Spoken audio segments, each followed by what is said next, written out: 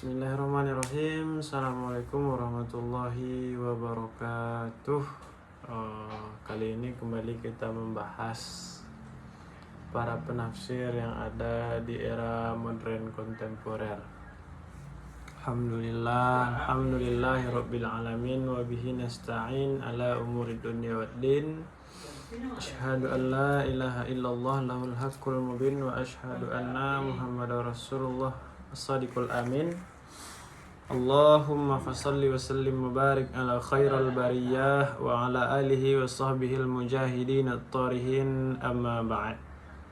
Baik, kali ini kita akan membahas masalah tafsir Bayani Al-Quran karangan dari bin Asy'ari, yang mana sebelum itu kita perlu mengetahui dulu bagaimana hidup beliau.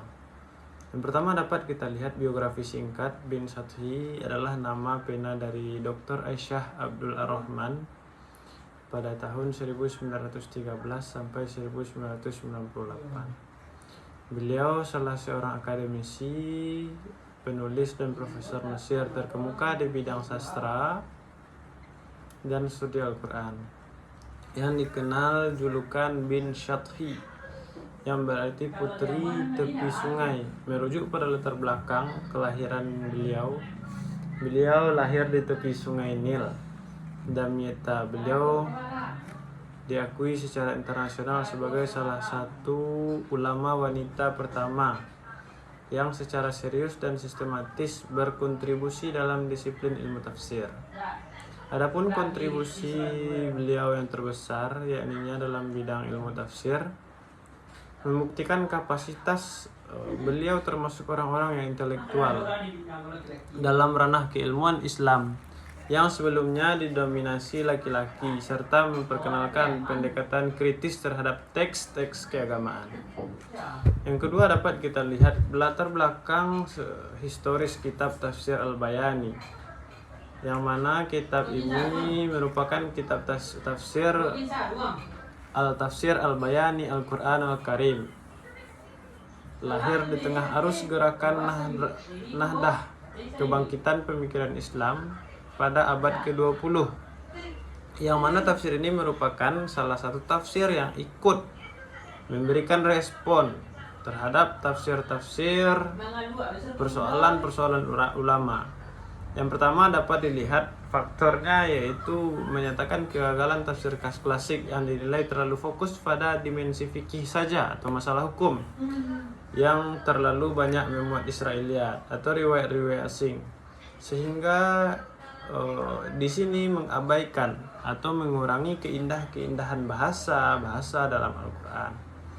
Yang kedua yaitu adanya kebutuhan mendesak untuk menyajikan i'jaz atau kemukjizatan yang dijelaskan dalam Al-Quran dalam aspek bahasa, retorika, sebagai salah satu jawaban terhadap tantangan modernitas dan orientalistik yang mempertanyakan orisinil atau keaslian dalam kitab tafsir tersebut.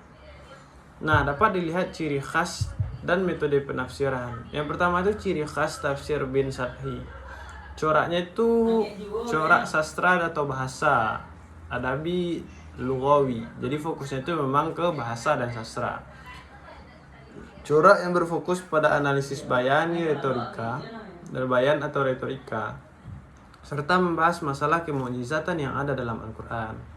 Beliau berpendapat bahwa kunci memahami Al-Quran adalah melalui pemahaman mendalam terhadap usul lughah, asal-asal dari bahasa atau linguistik, dan leksikon bahasa Arab, yang dimana awal pewahyuan tafsirnya berusaha memberikan makna-makna Al-Quran dari interpretasi yang dipengaruhi oleh perkembangan bahasa di era hadis, atau yang terkontaminasi oleh riwayat non-Qur'ani atau yang lemah. Dapat dilihat selanjutnya itu metode yang digunakan dalam penulisan tafsir Bayani Al-Quran. Metode penafsiran yang diterapkan bin Sathi bersifat analitis dan integratif. Beliau ketat menggunakan metode analisis linguistik. Jadi fokusnya itu memang tahlili, cuma di bagian al-lughawi, masalah bahasa. sesuai yang dimana dia jelaskan di awal, dimana setiap kata ataupun penjelasan dalam frasa, struktur, gramatikal, bahasa yang ada dalam Al-Quran menemukan makna-makna aslinya yang dikenal dengan istilah dalalah. Dalam konteks Al-Quran secara keseluruhan, metode ini diperkuat dengan metode tafsir bil Al-Quran, yaitu menafsirkan sebuah ayat dengan merujuk pada penggunaan leksikal atau ayat-ayat yang lain. Jadi bahasa yang dijelaskan itu sesuai dengan bahasa-bahasa bagaimana makna Al-Quran itu dicari maknanya secara bahasa. Salah satu tujuan yang sangat berpengaruh ialah membangun pemahaman Al-Quran yang kohesif dan memberikan pandangan bahwasannya teks sebagai salah satu kesatuan struktural yang harmonis. Jadi teks itu bisa dicari keorisinilannya lebih jauh dan lebih mendalam dalam memperkuat bagaimana seharusnya Al-Quran itu memberikan jabarannya kayak gitu. Itu yang dilakukan oleh Bin Syadhi dalam tafsir Bayani Al-Quran. Mungkin itu saja yang dapat kita jelaskan. Apabila ada kesalahan saya mohon maaf. Saya tutup. Wassalamualaikum warahmatullahi wabarakatuh.